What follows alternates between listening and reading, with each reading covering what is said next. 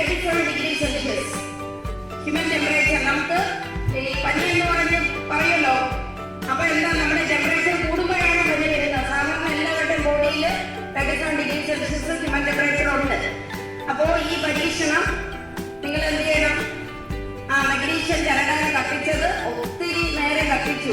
അതായത് അത്രയും ടെമ്പറേച്ചർ എത്തിയാൽ മാത്രമേ അതെന്ത് ചെയ്യുള്ളൂ, കത്തുന്നുള്ളൂ. കത്തിയാൽ ചാരം കിട്ടുന്നുണ്ട്. അപ്പോൾ എന്ത് രാസപ്രവർത്തനങ്ങളാണ് അവിടെ നടന്നതെന്നുള്ളത് എഴുതി കൊണ്ടുവരണം. ഓക്കെ ആണല്ലോ? അപ്പൊ എല്ലാവർക്കും ചാന്ദ്രദിനവുമായി ബന്ധപ്പെട്ടിട്ടുള്ള ഈ സ്പെഷ്യൽ അസംബ്ലിയുടെ എല്ലാ ആശംസകളും അർപ്പിക്കുകയാണ്. അതോടൊപ്പം നമ്മുടെ ഈ സയൻസ് ക്ലബിലെ കുട്ടികളാണ് ഇന്ന് വിവിധ പ്രോഗ്രാമുകൾ അവതരിപ്പിച്ചത്. വളരെ നന്നായിരുന്നു അല്ലേ? നന്നായിട്ട് അവരെല്ലാ കാര്യങ്ങളും പ്രസന്റ് ചെയ്തു. ചാന്ദ്രദിനത്തെ കുറിച്ചും ഇന്നത്തെ ന്യൂസും പിന്നെ GK ക്വസ്റ്റ്യൻസും ഒക്കെ ചെയ്തു. അപ്പൊ ഇന്നത്തെ കിട്ടിയ കാര്യങ്ങളെല്ലാം തന്നെ നിങ്ങൾ ഡയറിയിൽ കുറിച്ച് വയ്ക്കണം. എല്ലാവർക്കും ഉണ്ടോ? ഡയറി ഉണ്ടോ?